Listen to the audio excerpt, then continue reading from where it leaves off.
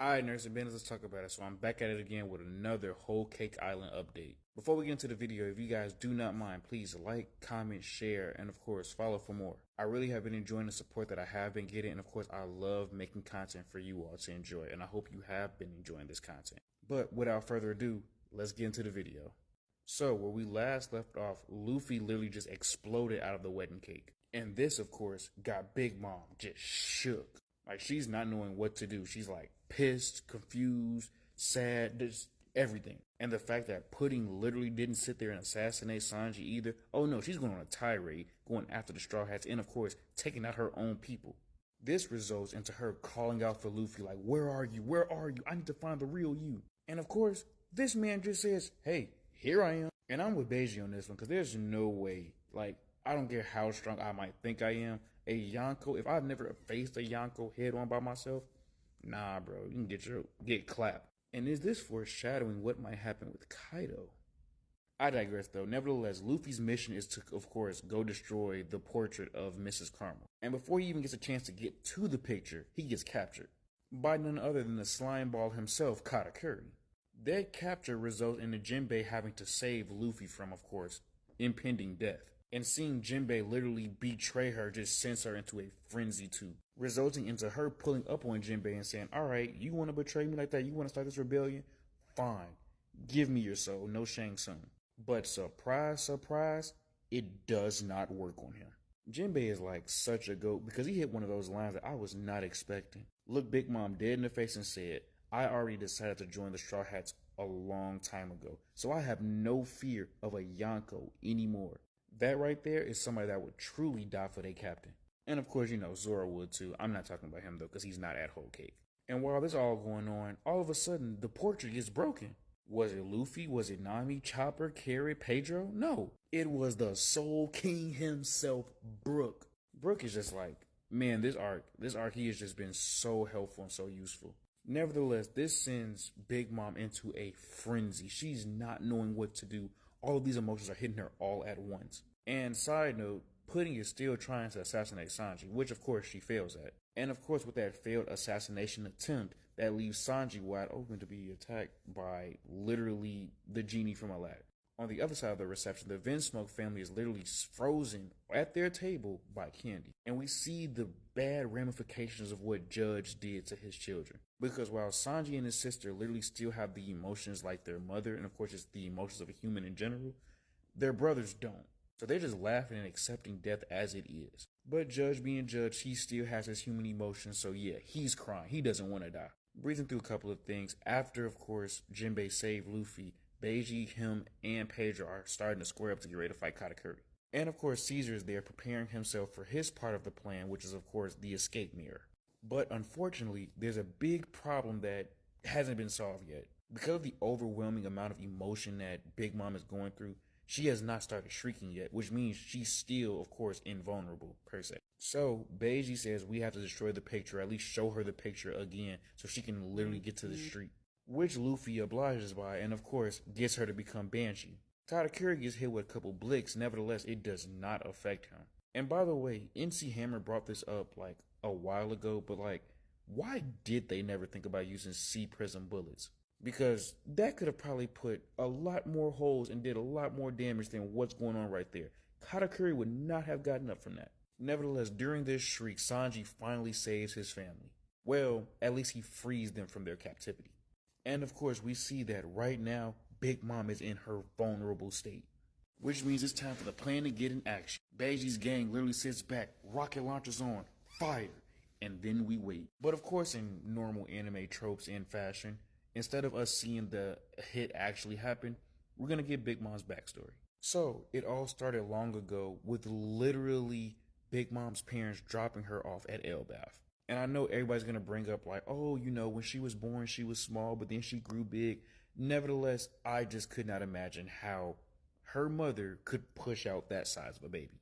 Which also had me thinking, did the husband get cheated on with a giant? Because something doesn't seem right. Nevertheless, Big Mom's biological parents said, hey, we're going to drop you off right here, you know, eat this candy, we're going to go right back to go to another island, we're going to come back and pick you up. Which, of course, because she's so destructive, we won't find this out till a little later, they just left her there. They were not coming back for her.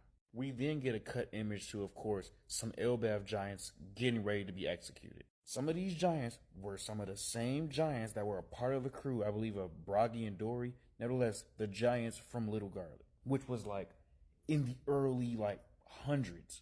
But they were stopped. The whole execution was stopped right then and there by none other than Mrs. Carmel herself. We then see that Mrs. Carmel literally took in Big Mom and she's like, look, there are a lot of kids that were abandoned by their parents for any known reason and they feel like outcasts. Nevertheless, at the sheep house, your family. Hit Big Mom with that corporate CEO speak, and I was not having that. But it seemed like it was good for her because she actually became happy. Until one day Winnie the Pooh pulled up and literally she faded him without hesitation. Thought she was just playing with him until she hit him with the 5-finger Dave Chappelle and just killed him on sight. But of course, with Mrs. Carmel's enabling, she kept saying, oh, you're fine, it's okay. And it led Big Mom to just doing whatever she wanted, especially about to literally break this long-armed man's arms off. But things would start turning for the worse for Big Mom. By the way, I know her name is Lin. I just am used to calling her Big Mom. But for sakes, I'm going to start saying Lin have more throughout this video. Nevertheless, Lin literally meets the two eldest giants of Elbaf. And they inform her that, hey, the winter solstice is coming up where you have to fast for 12 days. Lin, she does not like that. And I mean, personally, I wouldn't either. I'm not even as big as her, but I'm like, bro, 12 days no eating is like, whew. Anywho, she's not for it until Mrs. Carmel says, nope, listen, you got this. And after that, we're going to have a beautiful feast. And at first, it started to work. Until Lin literally got her hunger pangs and started literally destroying Elbaf. She became so strong that she literally broke the giant sword and killed this man by flipping him on top of his head. The fire is raging on through Elbaf, burning every house, killing civilians, and nevertheless, Mrs. Carmel sat back and said, let me use my power, my fruit, to give this fire a soul and be able to control it. Which we get the son that Big Mom currently uses now, aka Prometheus. And personally, I just love the Greek aspects of it. I love the aspects of all of One Piece, but the Greek aspects, considering I grew up reading a lot of Greek mythology, love it. Nevertheless, Mountain Beard, he's like, all right, cool. It's done. Now we gotta murk this baby. He had the idea of murking babies before Rhodey had it in Endgame. Nevertheless, Miss Carmel, she wasn't having it. And at first I was like, dang, bro, she really loves Lin to the point where she's like, I will take you and the rest of these kids off of Elbaf just to make sure that y'all stay protected. And I was like, dang, you a real G. Like we love somebody that cares for the kids. So of course they left, and before they left, they had to bury the other giant.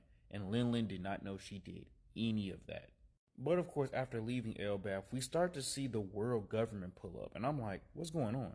All of the pictures of the kids that Mrs. Carmel was protecting are literally laid out on the table. And I'm like, this isn't going where I think it is, right? Well, shiver me timbers, it did, because yes, Mrs. Carmel is literally a child trafficker. And she sat back and said, I've been doing this for years, but Lin, she's a special one. I can make so much money and retire off of her. Just make sure y'all pay me what y'all need to. All of that while still smiling on her face, that's insane. But of course, this also puts in another aspect for what Big Mama's character is currently. Because I was wondering, why does Big Mom want to have everybody giant? And I'm thinking, is it because, she wants to have a war against the giants in Elbaf? What you find out is really because Mrs. Carmel sat back and placed that in her head, that as long as everybody can be big and tall like Lin and like the giants, that literally they can all live in harmony and hold hands. Which, outside of the child trafficking part of it, yes, it's a very noble cause. However, everything isn't as sweet as it seems. Because for some reason, she's able to use the exact same ability that Miss Carmel was able to use, which is giving life to inanimate objects. And to top that, literally you don't see Miss Carmel and the rest of the kids after that, which started to have me thinking, did Big Mom eat them? Like, did she do some Attack on Titan type jutsu and just murk the rest of them? Because that'll be insane. And of course, we also met the cook that's been keeping her fed this whole time. Nevertheless, with all that, Big Mom became a major tyrant. And her pain and shriek literally blew up the rockets before they can even hit her. Not only that, it destroyed the mirror for their escape plan. And now, The Straw Hats have nowhere to go. But with that being said, thank you for listening. Thank you for watching. Please like, comment, and subscribe, and I'll see you on the next one.